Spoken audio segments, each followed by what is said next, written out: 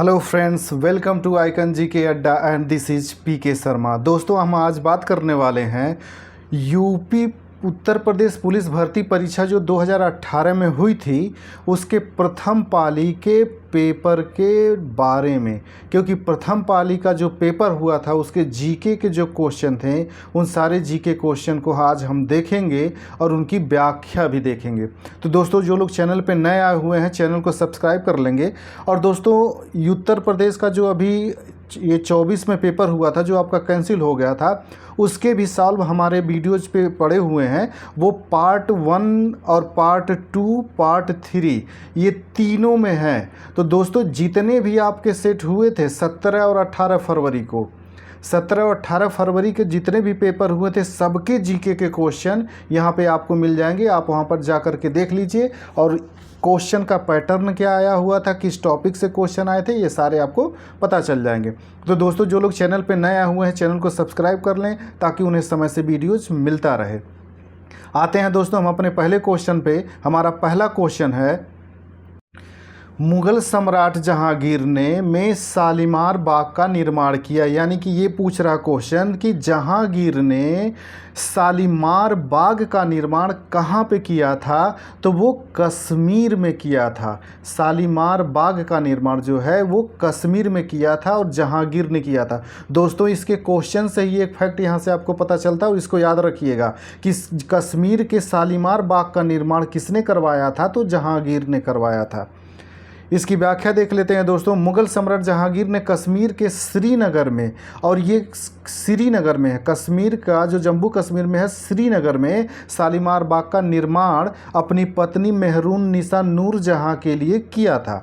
लाहौर के शालीमार बाग को मुगल सम्राट शाहजहां ने 1641 में बनवाया था। तो दोस्तों, शालीमार बाग दो है, एक जम्मू कश्मीर वाला जो श्रीनगर वाला है जिसकी निर्माण जहांगीर ने किया था, और एक जो है ये एक लाहौर में है। तो लाहौर वाले का निर्माण जो है ये शाहजहां ने किया था। तो याद रखिएगा, अगर क्वेश्चन पूछेगा कि जम्मू कश्मीर के श्रीनगर वाला जो शालीमार बाग है उसका निर्माण जहांगीर ने किया था, और जो लाहौर वाला है उसका निर्माण शाहजहां ने कराया था।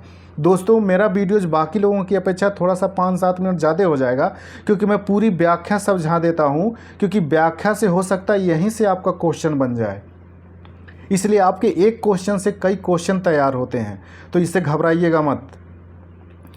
अगला है दोस्तों, इसमें व्याख्या दे, इसे लाहौर किले के साथ वर्ष 1981 में विश्व धरोहर सूची में शामिल किया गया। दिल्ली का शालीमार बाग एक आवासीय क्षेत्र है और दिल्ली में भी एक शालीमार बाग है। तो 3 जगह शालीमार बाग हो गया, एक जम्मू कश्मीर में हो गया, एक लाहौर में, एक दिल्ली में। अगला क्वेश्चन है दोस्तों हमारा, वार्षिक भारतीय शास्त्रीय संगीत समारोह सवाई गंधर्व भीमसेन महोत्सव में आयोजित किया जाता है। यानी कहाँ आयोजित किया जाता है, तो ये पुणे में है। तो दोस्तों, हमारे आइकन जी के अड्डा टीम पे आइकन जी के अड्डा टीम पे आपको जो भी त्यौहार है, महोत्सव है, नृत्य हैं, मेले हैं, इनसे संबंधित वीडियोज मिल जाएंगे। आप वहाँ जा कर के देख करके लाभ उठा सकते हैं। इसकी व्याख्या देख लेते हैं दोस्तों। वार्षिक भारतीय शास्त्रीय संगीत समारोह सवाई गंधर्व भीमसेन महोत्सव पुणे महाराष्ट्र में आयोजित किया जाता है। इस समारोह का आयोजन आर्य संगीत प्रसार मंडल द्वारा किया जाता है। इसे भीमसेन जोशी द्वारा शुरू किया गया था। अगला है दोस्तों, निम्नलिखित में से कौन सा बैंक भारत का सबसे पुराना सार्वजनिक क्षेत्र का बैंक है, तो जो इलाहाबाद बैंक है ये भारत का सबसे पुराना बैंक है, सार्वजनिक क्षेत्र का बैंक है। और दोस्तों, इसकी स्थापना जो है 24 अप्रैल 1865 को यूरोपीय लोगों द्वारा की गई थी। अगला क्वेश्चन है दोस्तों, वैदिक सभ्यता नदी के तट पर विकसित हुई। यानी वैदिक सभ्यता जो थी ये किस नदी के तट पर विकसित हुई थी, तो ये सरस्वती नदी के तट पर विकसित हुई थी। इसी तरह से दोस्तों पूछता है कि सिंधु सभ्यता जो थी मूल रूप से किस नदी के किनारे थी, तो सिंधु सभ्यता जो थी ये आपकी सिंधु नदी के किनारे थी। मूल रूप से ये सिंधु नदी। हमारा अगला क्वेश्चन है दोस्तों, जुलाई 1944 में संयुक्त राष्ट्र ब्रेटन वुड्स सम्मेलन में किस अंतर्राष्ट्रीय संगठन की कल्पना की गई थी? तो इस समय जो ब्रेटन वुड्स सम्मेलन हुआ था, इसमें जो दोस्तों अंतर्राष्ट्रीय मुद्रा कोष यानी कि IMF की स्थापना हुई थी। IMF की स्थापना हुई थी। अगला दोस्तों, जुलाई 1944 में संयुक्त राष्ट्र ब्रेटन वुड्स सम्मेलन में अंतर्राष्ट्रीय मुद्रा कोष की संकल्पना की गई थी। अगला दोस्तों, भारत की पहली इंजन रहित speed train 18 integral coach factory द्वारा विकसित की गई थी। किस कोच फैक्ट्री द्वारा विकसित की गई थी? तो वो चेन्नई की थी। चेन्नई का जो इंटीग्रल कोच फैक्ट्री थी, इसी के द्वारा पहली जो इंजन रहित स्पीड ट्रेन थी, ट्रेन 18, इसका निर्माण किया गया था। अगला है दोस्तों, नवंबर 2018 में भारत ने कौन से देश के साथ $500 मिलियन के दोस्तों ये करंट का क्वेश्चन है, आज प्रासंगिक नहीं है, लेकिन इस तरह के क्वेश्चन आते हैं, इसको याद रखिएगा।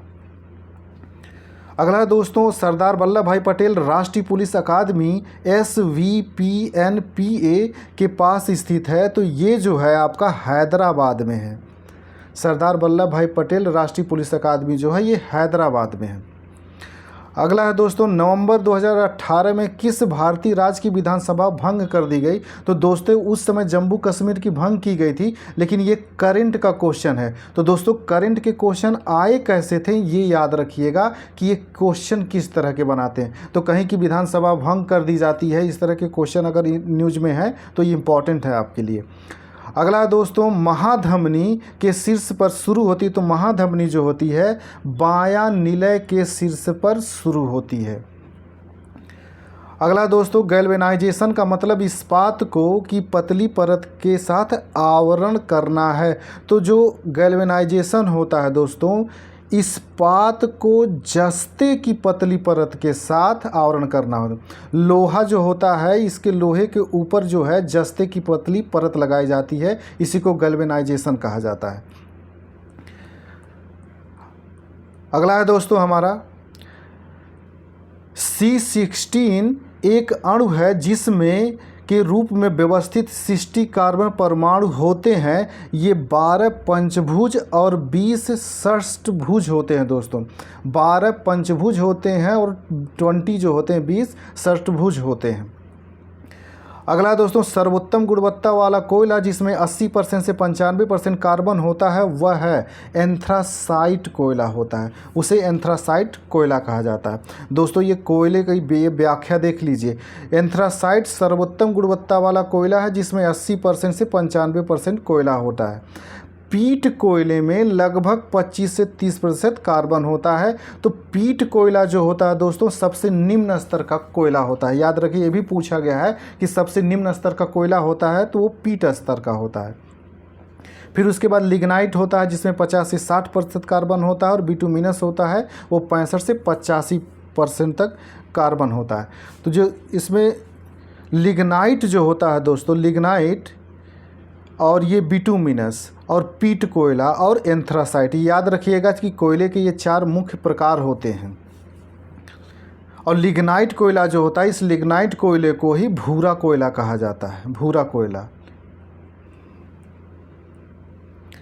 अगला दोस्तों, को छोड़कर निम्नलिखित सभी संघनन बहुलक हैं। तो इसमें जो पॉलीप्रोपोलीन होता है इसको छोड़ करके सभी संघनन बहुलक हैं। अगला दोस्तों, भारतीय प्रौद्योगिकी संस्थान कानपुर ने में एक कार्यालय बनाया जहां पूर्व छात्र संजू खोसला को संस्थान का विदेशी ब्रांड दूत नियुक्त किया गया। दोस्तों ये न्यूयॉर्क में बना था कार्यालय, लेकिन ये करंट का क्वेश्चन है और आज ये प्रासंगिक नहीं है, इसलिए इस क्वेश्चन को छोड़ते हैं। लेकिन क्वेश्चन की क्या भाषा है, फॉर्मेटिंग क्या है, ये देख लीजिएगा। उत्तर प्रदेश पुलिस भर्ती एवं प्रोन्नति बोर्ड द्वारा कांस्टेबल सिविल पुलिस की नियुक्ति में शारीरिक क्षमता परीक्षा में पुरुष अभ्यर्थियों को दौड़ने की ज़रूरत होती है 25 मिनट में 4.8 किलोमीटर। याद रखिए दोस्तों कि ये कह रहा है कि 25 मिनट में 4.8 किलोमीटर दौड़ने की ज़रूरत होती है, वो भी पुरुष अभ्यर्थियों के लिए। और दोस्तों जो महिला अभ्यर्थी होती हैं उनके लिए 14 मिनट में 2.4 किलोमीटर होता है। तो याद रखिएगा कि पुरुषों का दुगना है, ये पुरुषों का जो होता है महिलाओं की अपेक्षा दुगना होता है। उनका 4.8 है, इनका 2.4 किलोमीटर है। अगला क्वेश्चन दिया है दोस्तों, 22 जुलाई 2014 को उत्तर प्रदेश के राज्यपाल के रूप में किसे शपथ ग्रहण की थी? तो उस समय जो थे राम नाईक साहब थे।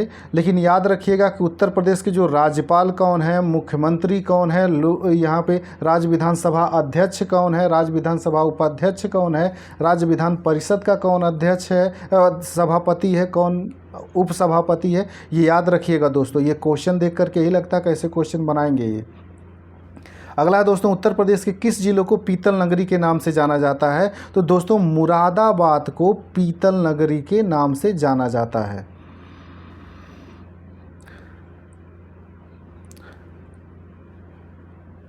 अगला क्वेश्चन दोस्तों, 1658 ईस्वी में बहादुर शाह के युद्ध में शाहजहां के दूसरे बेटे शाह शुजा को शाहजहां के पोते सुलेमान शिकोह ने हराया था। किसने हराया था? सुलेमान शिकोह ने 1658 के बहादुरपुर के युद्ध में।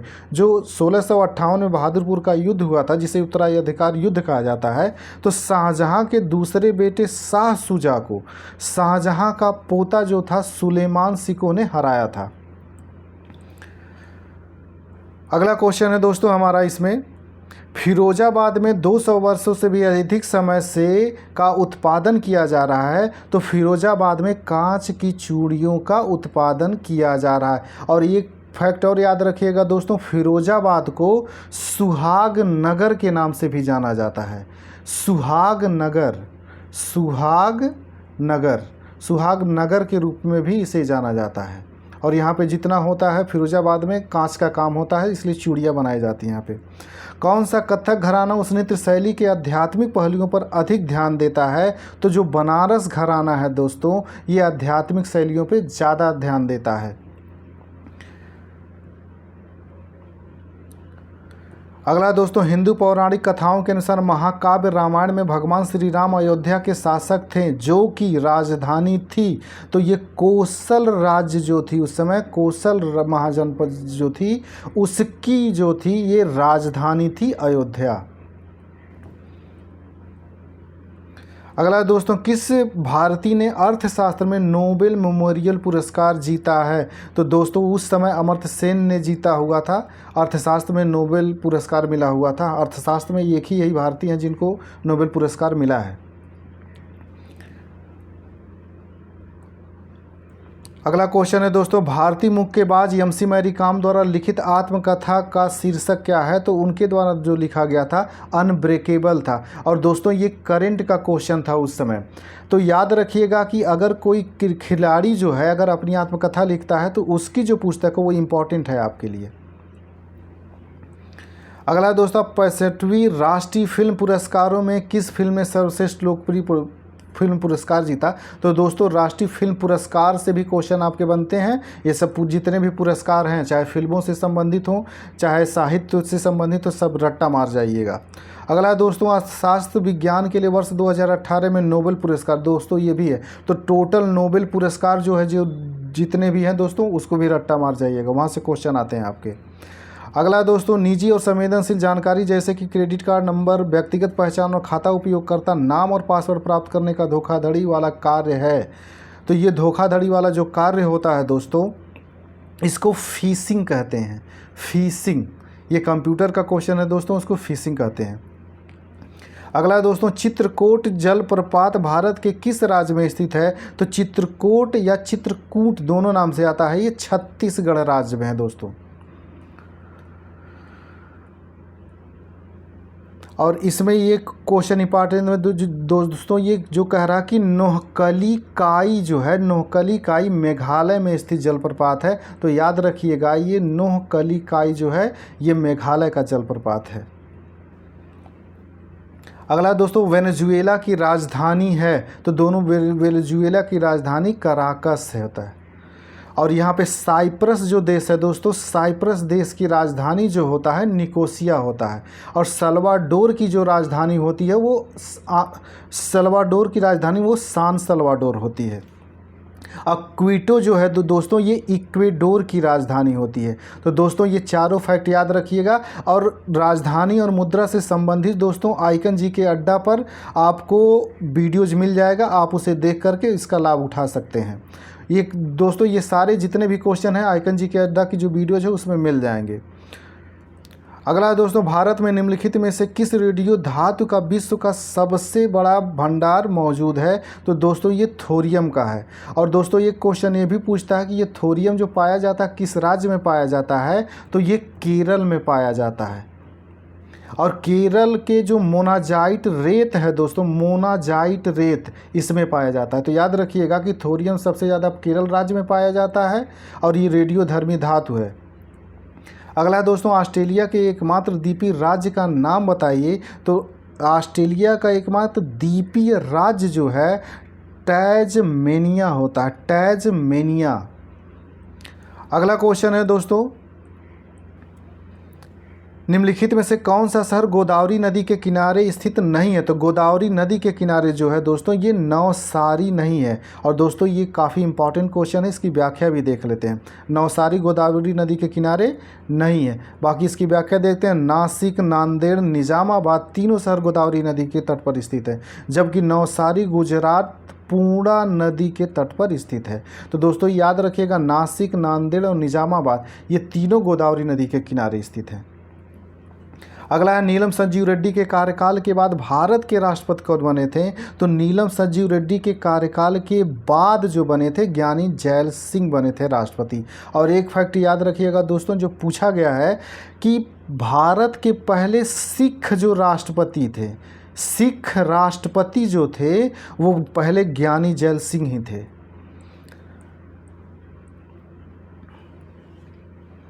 अगला दोस्तों, चंद्रगुप्त के पुत्र का नाम बताएं जिन्होंने 298-272 ईसा पूर्व के बीच शासन किया था और संपूर्ण भारत में साम्राज्य को बढ़ाया था। तो चंद्रगुप्त का लड़का था बिंदुसार।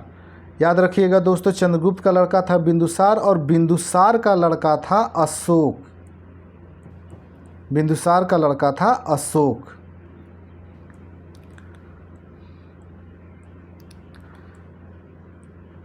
दोस्तों इसकी व्याख्या देख लेते हैं। चंद्रगुप्त के पुत्र बिंदुसार 298-272 ईसा पूर्व के बीच शासन किया था और संपूर्ण भारत में साम्राज्य को बढ़ाया था। बिंदुसार के बाद अशोक ने 273 से 232 ईसा पूर्व तक शासन किया था।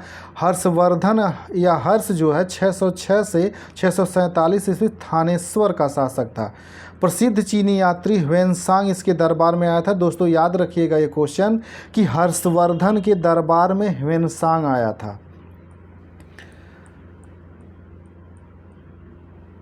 अगला क्वेश्चन है दोस्तों, मेखेला चादर यह राज्य की महिलाओं द्वारा पहना जाने वाला पारंपरिक वस्त्र है। तो मेखेला चादर जो है ये किस राज्य की महिलाएं पहनती हैं? तो असम राज्य की महिलाएं जो हैं इसे पहनती हैं।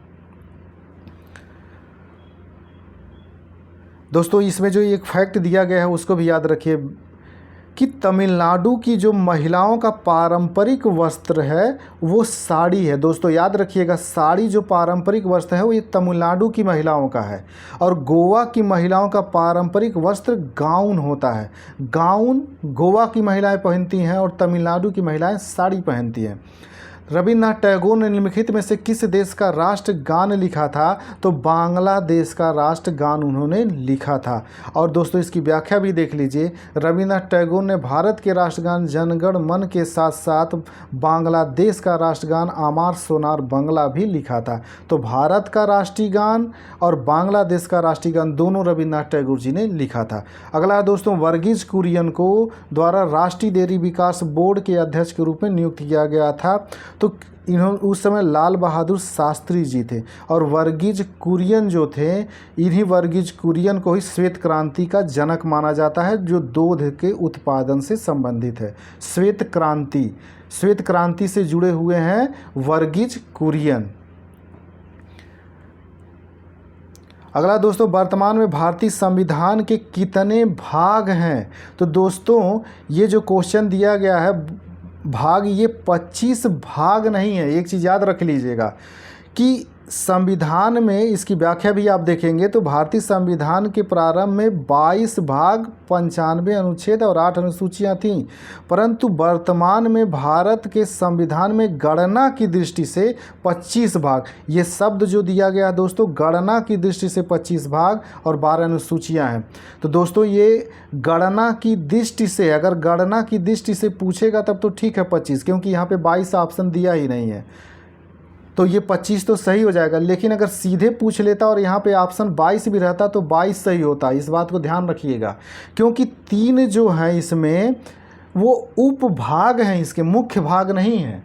जैसे भाग 9 का जो है ये इसका मुख्य भाग नहीं है, ये भाग 9 का उपभाग है, इसलिए भाग 9 को ही मुख्य भाग माना जाता है।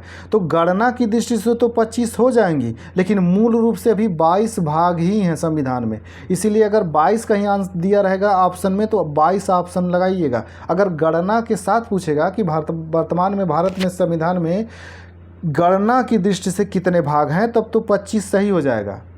लेकिन अगर गणना की दृष्टि से शब्द नहीं लिखा और 22 भी वहाँ ऑप्शन में है तो 22 सही होगा। और अनुसूचियाँ कितनी हैं वर्तमान में? 22, और प्रारंभ में कितनी थी? 8 थी।